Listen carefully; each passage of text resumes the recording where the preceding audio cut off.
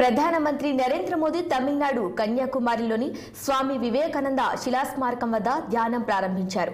45 గంటల పాటు మెడిటేషన్ చేయనున్నారు ప్రధాని.